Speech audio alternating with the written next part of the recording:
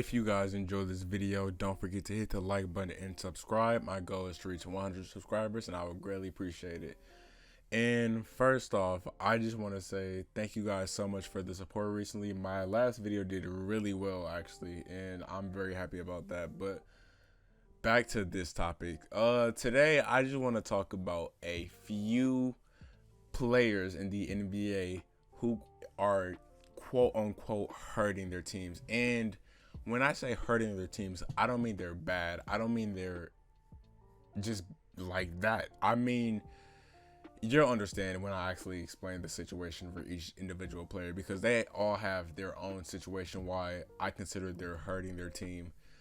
But yeah, if you guys like the video, don't forget to hit the like button and subscribe. It would be greatly appreciated. But the first player I want to talk about today is Steven Adams. And you guys may be wondering, why is Steven Adams on this list? He's playing good. But here's the problem I have with Steven. Well, it's not really a problem with him, technically. But it's just the offense of the Pelicans. And let me explain. So just think about it like this. Bledsoe and Lonzo, which first I was considering putting Bledsoe at this point for a different reason, but right now I just want to focus on Steven Adams. But Bledsoe, Lonzo, Brandon Ingram, Zion, and Steven Adams. If you have a front court of Zion and Steven Adams, well, first off, the spacing overall in that starting lineup isn't the best, but if you include Steven Adams in that, and the main question I had, well, first they traded for Steven Adams and then they extended him, and I had a problem with that from the beginning because we all know Zion is not going to bring that much spacing, but of course he's your best player on the team. Of course you are going to want him on your team. So you'll want to pair him with somebody like Brook Lopez, possibly, who can space the floor, or basically any shooting big who is also decent at defense at the very least. But if you have a front court of Zion and Steven Adams, that's just not gonna work. But maybe it will. But so far it hasn't been working very well. But they did just have this massive comeback against the Celtics, so that was kind of impressive. But yeah, that's all I got to say about the Pelicans part about this. I just think that's an issue that might bring problems in the near future if you have a front court of Zion and Steven Adams. And next up, I have Demar, Derozan, and Lamarcus Aldridge of the San Antonio Spurs. And again, I'm not saying these players are bad at all. Demar is having an amazing season that's going under the radar. But the specific problem, or why I consider them hurting this team, is I think it's time for a rebuild. And if you have these two players on your team, especially the amount of value, especially Demar, but the amount of value you could have for these two players back while by trading them, you guys know it's going to be bad if they're trying to contend every year, especially with Greg Popovich. I understand it might be hard for them to rebuild, especially when he's your coach.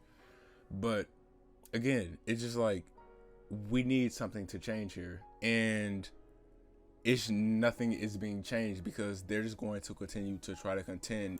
Even with this current state of the team, it's not the best. It's like, it's just time for a rebuild. And hey, maybe Greg Popovich doesn't want to rebuild. He's not known for losing. But if you're going to put your team success over your coach, because right now for this team, it's better for them to just rebuild. And trading Demar, trading Lamarcus for pieces, picks, whatever, that's literally the best option for them right now. And they're just not doing that. Because, again, they're known as the Spurs, one of the most winning franchises ever. So it's going to be a few problems. But, you know, we just got to wait and see what this team decides to do. But right now, they're doing literally the complete opposite of what I just said. But I'm not the owner of the Spurs. I don't control any of that. So that's not my problem. But that's just my opinion on that, or why I believe those two players are hurting the team.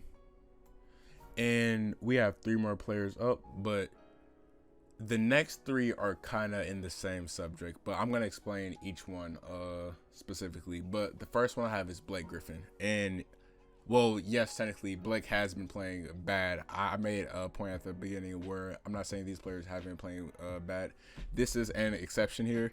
But, yeah, Blake Griffin signed a Supermax contract with the Clippers. And he's being paid $30+ million to do what he's doing this season. And back then it was worth it. It was worth it. A few years ago, it was worth it when he signed it. But then he got traded to the Pistons. And again, he played amazing. Had a few all NBA seasons. And it's like, I don't know. With Blake, I literally don't know. There's a stat he hasn't dunked in a game since November 19th of 2019, somewhere around there. And I don't know. Blake is hurting this team literally because he's just not playing like Blake Griffin, how we all know. And it's just like he's like 32, I believe.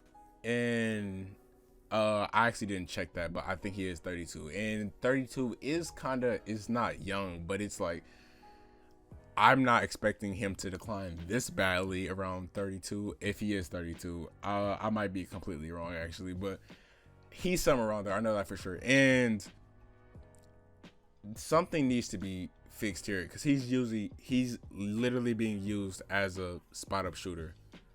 And Jeremy Grant is literally the best player on the team so far, or basically he is. There's also some good pieces around them, but again, that's not the point of this video. But yeah, Blake Griffin, hopefully this gets fixed soon because this is not the Blake Griffin we're all used to.